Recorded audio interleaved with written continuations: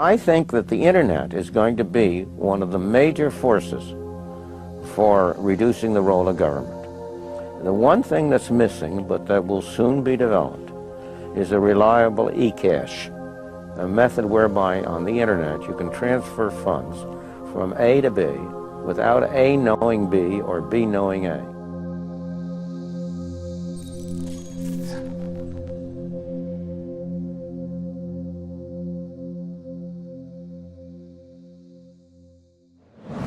What is a Bitcoin? What is Bitcoin? What backs a Bitcoin? You put some of your money, real money, online, and it turns into Bitcoin.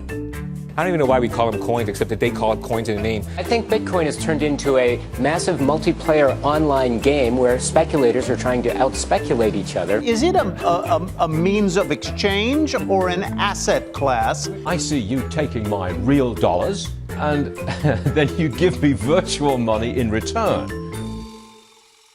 Thanksgiving dinner, my grandmother asked me, what the heck is this Bitcoin stuff anyway, right? And I said to her, do you remember when Visa cards first came out? You were used to paying with cash or with a check, and then a Visa came out. It was this weird payment system that you didn't understand. And she said, yeah, I remember that. I said, well, Bitcoin is just the next evolution of another payment system. Bitcoin. By now, you've probably heard of it. The wild fluctuations in its price has gained the attention of the mainstream financial media. But Bitcoin is much more than just your average investment. Beneath all the hype and hysteria lies what could be the most important technology of our lifetimes. So what exactly is it? To fully appreciate the characteristics that make Bitcoin a potentially world-changing technology, we first need to understand what money is. Currency started developing 6,000 to 9,000 years ago, some sort of medium of exchange, and people used something of value. Societies around the world, though, started to select gold and silver as their primary currency about 3,000 years ago, and then about 680 BC, they became money when they were minted into coins of equal weights. Governments started creating representative currencies where you deposit your gold and silver, or they have gold and silver in the treasury, and they come out with notes that are basically a claim check on the gold. So they're supposed to be as good as gold because you can always convert them into gold. Throughout history, precious metals were chosen as money, not through government decree, but because of their unique features. Gold is rare, easily recognizable, portable, durable, and divisible. Above all, because gold is difficult to find and labor-intensive to mine, refine, and mint, it has always been perceived as a store of value.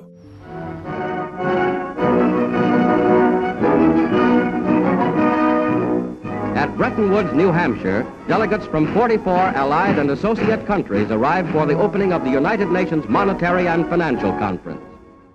In modern history, as World War II was coming to an end, in 1944, the Allied nations met at the small town of Bretton Woods, New Hampshire. Here, they drafted a new financial system, which would stabilize the world's financial system once the war ended. With the United States poised to enter a golden age of prosperity, the U.S. dollar was chosen to be the world's reserve currency. The Bretton Woods system was created after the Second World War at the Bretton Woods Conference in New Hampshire. And rather than using gold as the means of exchange between countries, as was the case under the old gold standard, the dollar was going to be used. The dollar was chosen because back then it was as good as gold. Under this new system, the countries of the world would tie their currencies at a fixed rate to the U.S. dollar. And because most of the world's gold was held in U.S. vaults, the U.S. dollar would be backed by gold at a fixed price of $35 per ounce. This created a system where the currencies of the world were effectively backed by gold through the U.S. dollar. I have directed Secretary Connally to suspend temporarily the convertibility of the dollar into gold or other reserve assets. The Bretton Woods system lasted for about 25 years, but in August of 1971, President Richard Nixon called for an emergency press conference where he announced foreign countries would no longer be able to convert their U.S. dollar holdings into gold. This surprise move would come to be known as the Nixon shock. With this one announcement, President Nixon effectively created our current monetary system, a system where no currency is backed by gold or anything of value. This is what is known as a fiat currency. Fiat currency is currency that's backed by nothing except government promises. The word fiat is a Latin word, and it basically means currency that's circulating by force. If people have confidence in that currency, and if there's enough government force, that will enable the currency to circulate for a period of time until people lose confidence in the currency.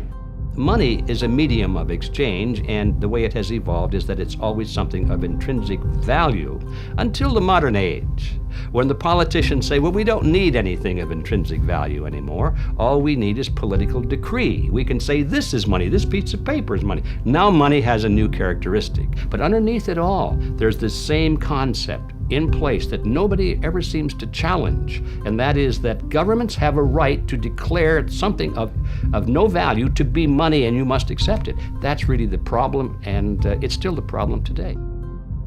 Without anything tangible backing the currencies we use today, governments around the world have been able to issue unlimited amounts of new currency without restraint.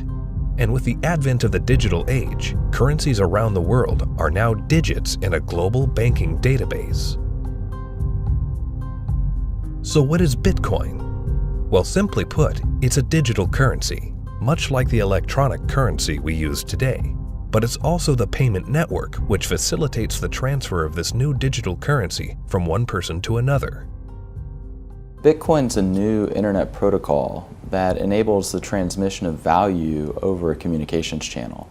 You can think of it like being able to send a gold coin as easily as you send an email. You can send any amount of money to anyone in the world, anytime, can't be seized, can't be confiscated, can't be frozen. Very useful technology. So Bitcoin is a digital currency and it is a payment system. So it's a payment system in the same way that bank networks are, or PayPal. Those are all payment systems. But it's also a currency. So PayPal and banks use the dollar as their currency. The Bitcoin payment system uses Bitcoins as its currency. So they both have the same name.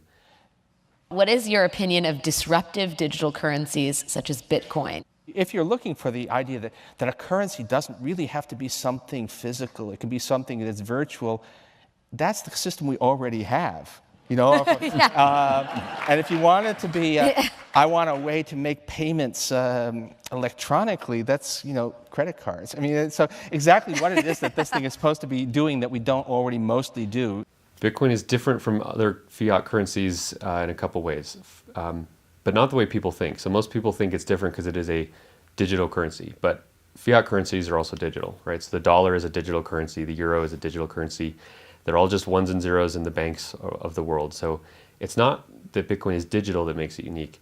It's unique in that it cannot be created out of thin air. So dollars, euros, yen, these can all be created out of thin air by people who have permission to do so, which is generally a central bank. Bitcoin has no ability to create it out of thin air. So it is a scarce digital asset. Unlike the banking system we currently use, where bureaucrats meet behind closed doors and determine and regulate the supply of new currency, mathematics and cryptography are used to regulate the creation of new bitcoins. The Bitcoin network is decentralized, meaning that instead of transactions and account balances being stored on a central computer or database, Bitcoin's ledger of accounts, more commonly known as the blockchain, is distributed across tens of thousands of computers around the world. There's something called Napster. We all remember Napster. We could download music and movies from Napster, but after a while it got so big and popular, the government came in, shut it down because of copyright infringements. No more Napster, right? So then somebody created something called the BitTorrent network. What's this? This is a software people run on their computers that allows people to file share. So if you run the software, you can go to things like Pirate Bay or Views or BT Junkie, and you can download any music or any movies you want, and they can't stop it because it's not a centralized location. Well, Bitcoin is the currency that runs on the BitTorrent network.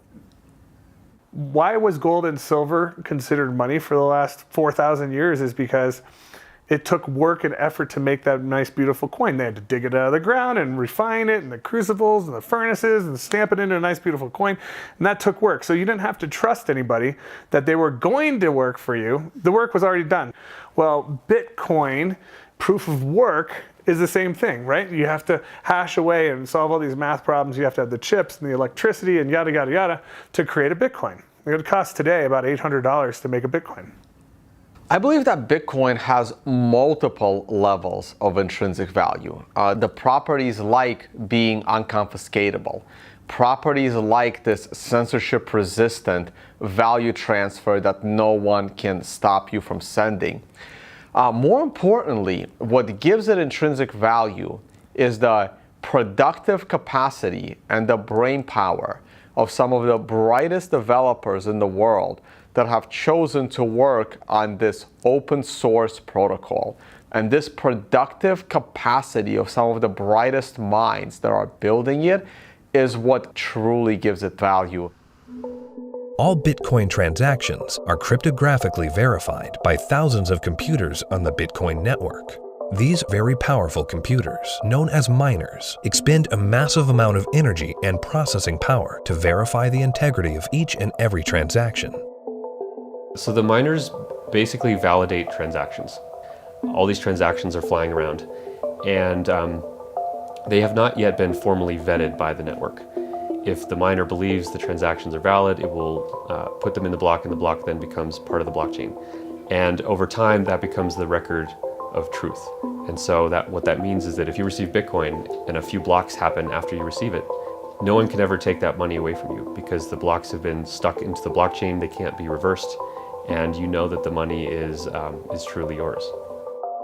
The decentralized nature of the Bitcoin network eliminates a single point of failure and makes it impossible to be hacked or to be shut down. Bitcoin transactions are transmitted peer-to-peer without the need for a third party, meaning that the user is in complete control of their money. It's impossible to be shut down. That's the beautiful thing about it. There is no Bitcoin place. You can't shoot Bitcoins. It has no center of gravity, it has no headquarters, you can't shut it down. The only way you could is to shut off the internet. Your average person has absolutely no idea how their email works, but it works, and that's all that really matters. And Bitcoin's very similar to that. But as far as what I would do to tell people or describe to people who don't know about Bitcoin what it is, I would say it's a form of money that you can just use on your phone or your computer in today's digital age where everyone's on the internet, that is much faster to send than most of the banks. And it has, for at least since its inception in 2009, risen in value. For new users, the inner workings of Bitcoin can be quite complex and daunting. But what's important is how this revolutionary technology changes how money is transferred globally. Right now, every single payment that you make to another person goes through an intermediary. Either PayPal or bank or Visa or MasterCard. And more importantly, the governmental jurisdiction decides if you're allowed to make that payment. That payment could be stopped halfway through, and then you have to try and get your money back. With Bitcoin, no one can stop it. The moment you decide to send another person digital value, you can just send it. And there is nobody in your way. There is no one that has to give you permission to pay another person money, and all they need is an internet connection. This has the potential to displace the need for banks as a trust institution. If you and I exchange currency or have commerce using Bitcoin and it goes on the ledger on the blockchain, we don't need a bank to confirm that that is a valid transaction. One of the differences between Bitcoin and the banking system is it doesn't require a third party to perform. When you make a deposit into a checking account or a savings account, you are actually loaning the bank your currency. They now have title to it, and they have a liability on their books to pay you back one day, but they get to do anything they want with it. And you have this intermediary, this third party, counterparty that has to perform for you to be able to get your currency back. Cryptocurrencies invert the power structure. It isn't a few people at the top controlling a whole bunch of people at the bottom. The power goes to the individual. In the same way that the internet flattened access to information and allowed anyone in the world with an internet connection to learn basically anything they wanted to know and to communicate with anyone else on Earth. Bitcoin does that with money. So now anyone on the planet, no matter their age or the arbitrary geographic location in which they were born or the arbitrary rules of the people that govern over them, that person can now engage economically with anyone else in the world directly. And that's profoundly powerful. You do not need a bank account to interact with Bitcoin. You do not need a bank account now to receive an honest payment from someone else in the world and know that the money is legitimate and good and can't be rescinded. So money now can't be censored. Any two people can send it between each other through Bitcoin. Cryptocurrency Bitcoin has once again defied naysayers by spiking above $18,000 at one point today. Bitcoin hits a new high. We had this incredible run up in the fall going into the holidays, and then we've seen a pretty big pullback. This is a 30% loss in the week and a 50% loss in the year. The past year has seen the price of Bitcoin rise and fall in dramatic fashion, getting the attention of Wall Street and the investment community. Bitcoin is now seen by the public as a speculative asset class that can be traded, but the core fundamentals of this important technology cannot be overlooked. The use of Bitcoin is particularly vital in the developing world, where billions of people are without basic banking services. People who see the price all the time, especially in advanced societies, they focus more on the price and they think that Bitcoin is an investment solely and that it goes up and down like a stock based on news and expectations. But the fact is, probably there's more people in these kind of third economies. They don't own a lot, but they own it, and they own it because they need it. Not because they expect to get rich or hope to get rich, because they need to protect themselves against both destroyed fiat currencies and against capital controls. So when people think of it as an investment, they have to realize that the reason that Bitcoin's so exciting is because it's a future money for the world, not because it's something that could become a great investment. It just so happens to be that both can be accomplished at the same time. One of the great powers of whether it's Bitcoin or any other cryptocurrencies, if we can figure out how to scale the technology, we can solve a lot of problems in the financial system. We can transact with each other globally at very low cost and very efficiently. And there's tremendous market power in that. Has nothing to do with anyone in the financial system. People want to be able to communicate and transact with each other simply and quickly, and the hunger to do that is enormous. Today, Bitcoin is seen as a financial asset, but as the technology develops, the blockchain that powers Bitcoin may be used to verify transactions other than the transfer of money. Each Bitcoin is divisible into 100 millionth of a Bitcoin, called a Satoshi. These tiny fractions of a Bitcoin can be programmed to represent assets other than money. In this way, the Bitcoin blockchain can be used to verify transactions of all kinds of items without the need for a central authority. The Bitcoin blockchain is a tremendous technological innovation that enables distributed consensus. People are able to come to agreement on what the state of this ledger should be and what it is. And that enables people to have trust without trusting any other party or person or institution. So anywhere we need to have trust, where we need to be able to verify what is the true and correct state of something, that has an application to be put on the Bitcoin blockchain. For 6,000 years of recorded history, we've always had this problem when we want to engage in consensual exchange. That is, if we're strangers, can I trust you? And what's happening with Bitcoin and the blockchain, the technology that powers Bitcoin, is now possible for us to have trustworthy exchange without those third parties. The trust is built in through the cryptography. That guarantees the exchange of value. Well, that means that there's this technology that is as disruptive as the internet was to publishing. But this is disruptive to these 100 different institutions that really are the glue that pull society together. You know, everything from as mundane as notary publics to the land titling, to coining money, to voting. All kinds of these things are going to be recreated in the blockchain in a way that we will finally be able to fully trust. But what that means is what we've seen technology do to lots of private industries is now going to start doing to government function. The thing for me is understanding the implications of what this is. You can take 100 million bits of a Bitcoin. Each bit is called a Satoshi, right? And you can program that to be anything of value. It can represent titles to automobiles or real estate or diamonds or gold or votes in elections. Anything of value can now be digitized and tokenized, put up on the blockchain, and transacted, can be sent across the internet without having to go through a trusted third party.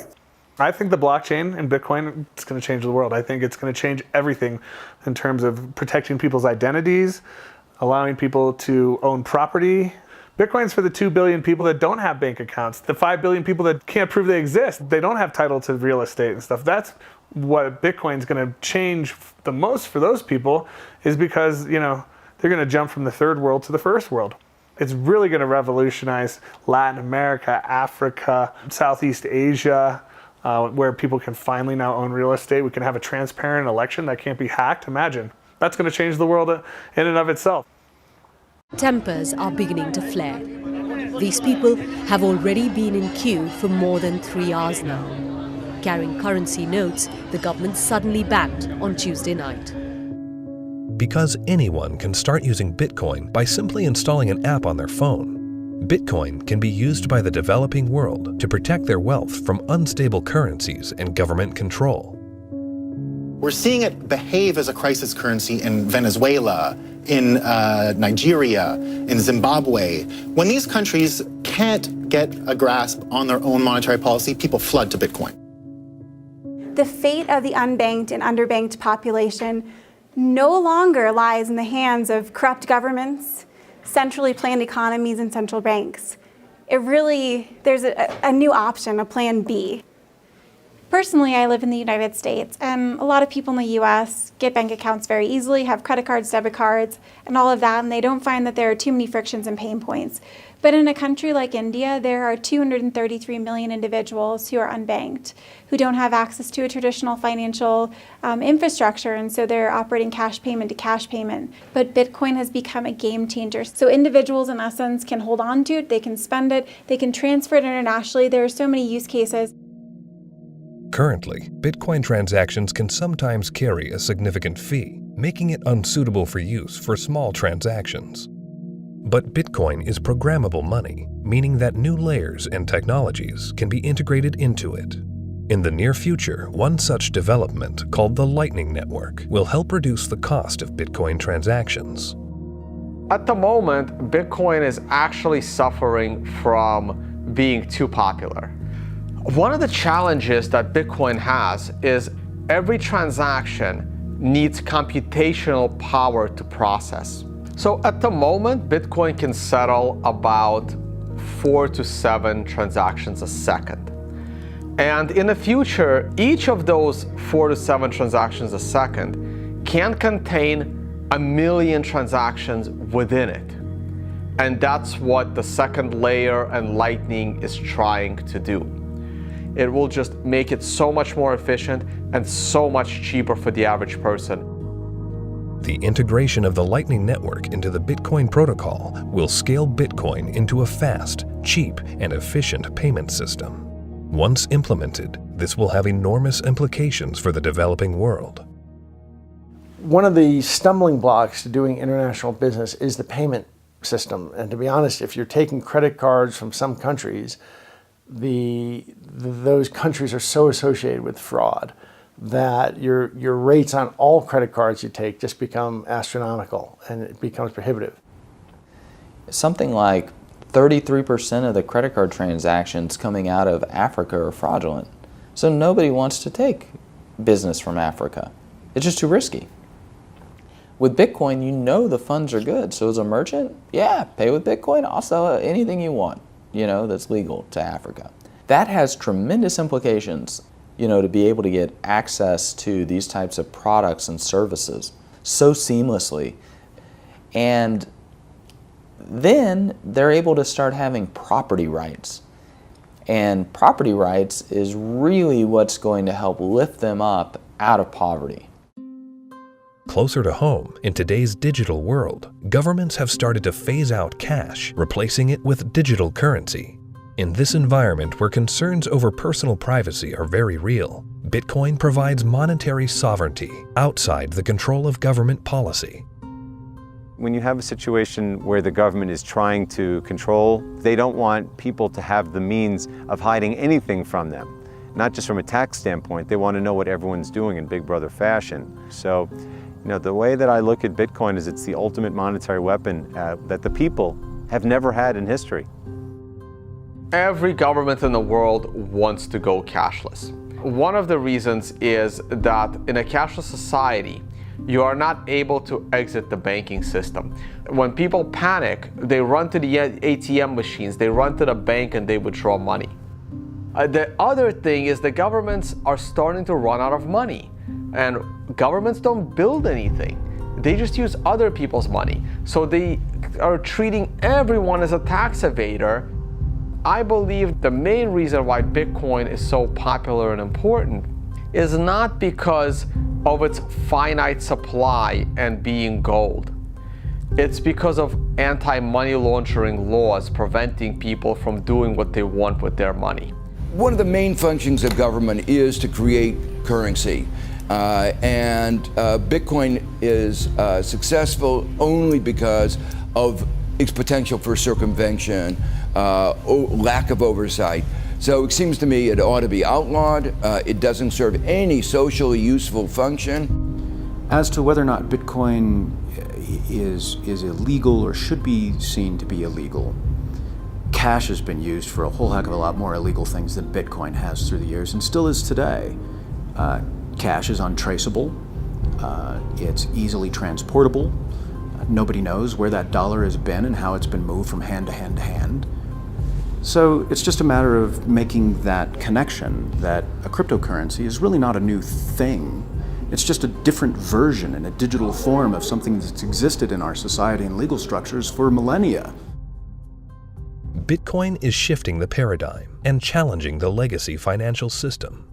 Recently, Jamie Dimon, chairman and CEO of JP Morgan Chase, America's largest bank, was quoted calling Bitcoin a fraud.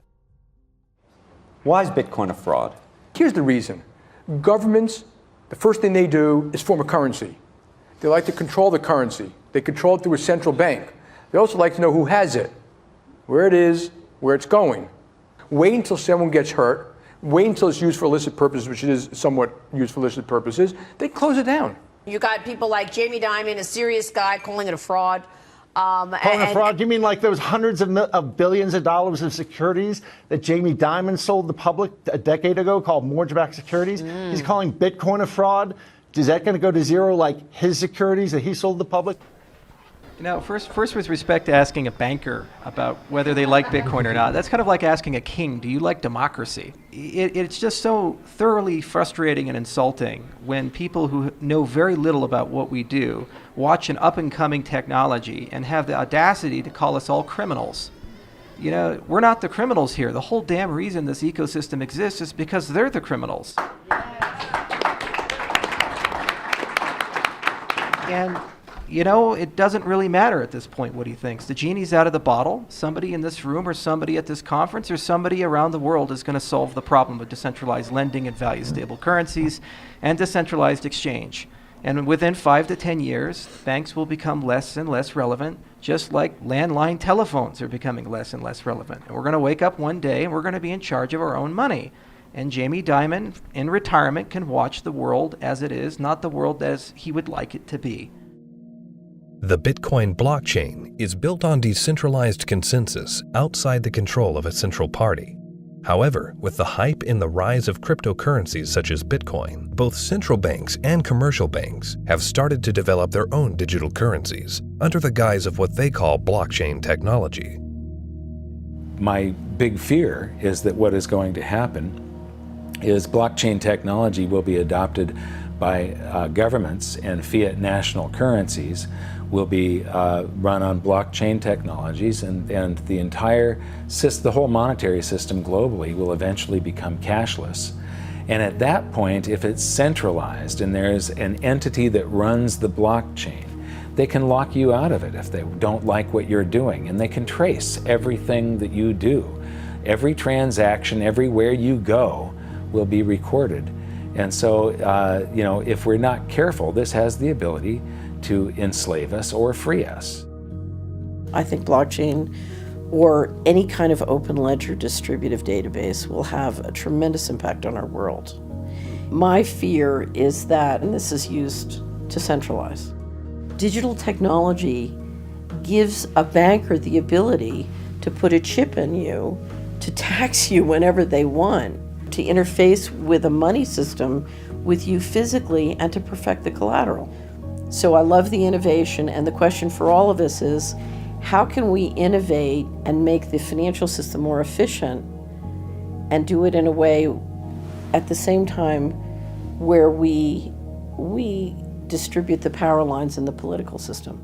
The blockchain is a technology, which is a good technology. We actually use it. It will be used for a lot of different things. God bless the blockchain. Cryptocurrencies and digital currencies, I think are also fine. JP Morgan moves $6 trillion around the world every day. We don't do it in cash. It's done digitally. If it can be done digitally with the blockchain, so be it. But it'll still be a dollar cryptocurrency. A majority of the people are using the word blockchain, and they don't really care whether it has this decentralized mining. The government is going to just have a digital representation of the dollar. They can call it a blockchain, but there's not going to be mining. There's not going to be decentralization. It's going to be a centralized coin. Whether they call it a blockchain or not is irrelevant. The whole purpose of a blockchain is to remove control from a central party. If you're a central bank and you make a blockchain for dollars, and then you have dollar coin, if you still have full control over the dollar coin, you can create how much of it you want, you can control where it goes. There was no point in having a blockchain at all. You might as well just have a centralized database like a banking system. To really use blockchains in any meaningful way, it means that there is no person in charge. And so a central bank, by definition, is the one who is supposed to be in charge of money. And thus they would never create a blockchain or a cryptocurrency that they couldn't control. So that's why they will likely be made redundant, because the market can choose what kind of money it uses. And it now has a choice between a digital currency that can be controlled by central parties and inflated without limit, or a digital currency that cannot be controlled by any central party and that has a fixed amount and can't be debased. Over time, that's going to be a very obvious choice. Bitcoin and the blockchain behind it are incredibly powerful technologies. As the future unfolds, these technologies could be used to restructure the financial system into one of fairness and equality for all, a system outside the control of the banking elite. We have millions of people now taking an interest in what is money, the question of what is money, what should it be? And they're learning, especially a lot of young people. Precious metals were once money. Then came the era of paper money. Could we now be entering a golden age of decentralized digital money? Only time will tell. Bitcoin is first and foremost about changing how the financial system of the planet operates. However, Bitcoin is also a financial asset itself, and it goes through these bubbles, and people have made many millions of dollars when they buy it low, and then it goes up in value. But that's not really what matters at all. What matters is that it's actually going to change the entire ecosystem of the planet, how all humans interact with each other, and that's a very exciting thing to be part of.